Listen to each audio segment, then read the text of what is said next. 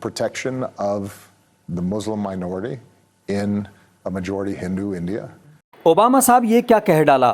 दुनिया के सबसे बड़े लोकतंत्र को आप कह रहे हो हिंदू मेजोरिटी इंडिया। आज आपको मुस्लिम प्रेम जाग गया है, जबकि हमारे आदरणीय प्रधानमंत्री महोदय को आप ही का अमेरिका स्वागत करने के लिए पलक पावड़े बिछाए बैठा था। ओबामा साहब, आज आपको भारत के अंदर एथनिक माइनॉरिटीज़ का ख्याल आ रहा है। आपको कभी ये ख्याल नहीं आया कि जब पाकिस्तान में ऐसी वारदातें होती हैं तब आप कहाँ रहते हैं? पाकिस्तान के अंदर वहां पर धर्मांतर की गतिविधियों में लिप्त पादरियों की निर्मम हत्या होती है तो ओबामा कुछ नहीं बोलते। इसके अलावा आप कभी मलियाना पर नहीं बोले, आपने कभी आसाम के नरसंहार, नीली नरसंहार पर सवाल नहीं उठाया, आपने कभी मेरठ और मुरादाबाद पर सवाल नहीं उठाया, आपने कभी नानकाना साहब में होने वाले गुरुद्वारे के साथ अपमानजनक स्थिति पर सवाल नहीं उठाया, आप 84 में होने वाले नरसंहार पर खामोश रहे। ओबामा साहब, आज पूरी दुनिया देख रही है कि कैसे भारत गौरव के साथ अमेरिका के अंदर आपका स्वागत रिसीव कर रहा है। ओबामा साहब, शायद आप भूल गए कि आपके कार्यकाल में मुस्लिम देशों के साथ क्या हुआ। एक पूर्व राष्ट्रपति यूनाइटेड स्टेट्स का बयान दे रहे हैं भारत के मुस्लिम्स, जबकि विदेश के विषय के बारे में मैं थोड़ा संयम रखते हुए बोल रही हूं। 6 देशों के खिलाफ जहां मुस्लिम पॉपुलेशन डोमिनेंट है, बॉम्बिंग हुई उन्हीं के कालों में। सीरिया से लेकर के, यमन के लेकर के, सऊदी के लेकर के, इराक के लेकर के बॉम्बिंग नहीं हुआ।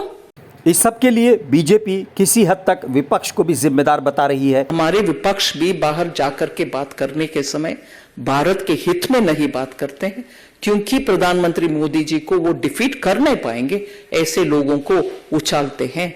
बीजेपी के इस आरोप के बाद अमेरिका में हुई एक घटना, बल्कि एक सवाल को लेकर भी लोगों के मन में सवाल उठ रहे हैं। You stand here in the east room of the White House, where so many world leaders have made commitments to protecting democracy. What steps are you and your government willing to take to improve the rights of Muslims and other minorities in your country and to uphold free speech?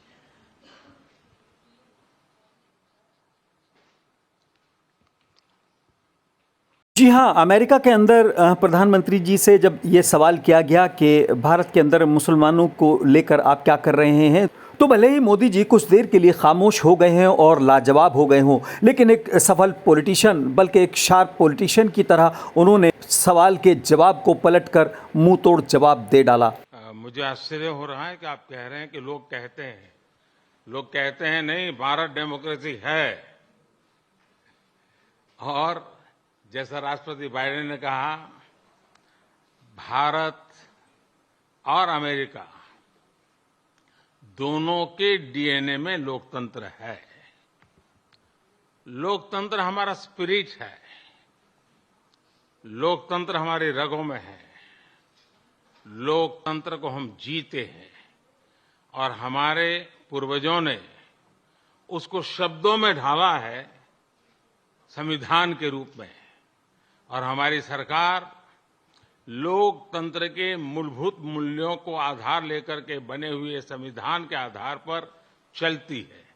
और हमारा संविधान और हमारी सरकार, और हमने सिद्ध किया है डेमोक्रेसी कैन डिलीवर। और जब मैं डिलीवर कहता हूं तब कास्ट, क्रीड, रिलीजन, जेंडर, किसी भी भेदभाव को वहां जगह नहीं होती है।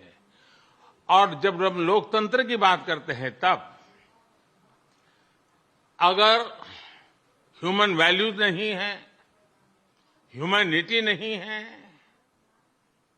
ह्यूमन राइट्स नहीं है, फिर तो वो डेमोक्रेसी है ही नहीं। और इसलिए जब आप डेमोक्रेसी कहते हैं, जब डेमोक्रेसी को स्वीकार करते हैं और जब हम डेमोक्रेसी को लेकर के जीते हैं, तब डिस्क्रिमिनेशन का कोई सवाल ही नहीं उठता है। और इसलिए भारत सबका साथ, सबका विकास, सबका विश्वास, सबका प्रयास, उन मूलभूत सिद्धांतों को लेकर के, और इसलिए हम चलते हैं। भारत में सरकार के जो बेनिफिट्स हैं वो एक्सेस टू ऑल है, जो भी उसके हकदार हैं उन सबको मिलते हैं।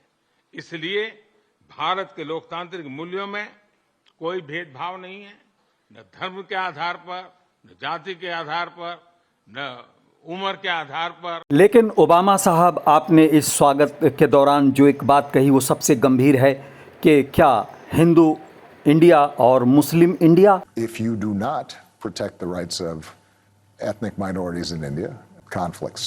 So that would be contrary to the interests not just of Muslim India, but also Hindu India. दुनिया के सबसे बड़े लोकतंत्र की सबसे बड़ी सच्चाई यह है कि यहाँ पर क्रिश्चियन, मुस्लिम और तमाम माइनॉरिटीज़ तो हैं, लेकिन कैसे भी हालात हों, हिंदू इंडिया या मुस्लिम इंडिया के बजाय ये एक भारत है और सबका भारत है।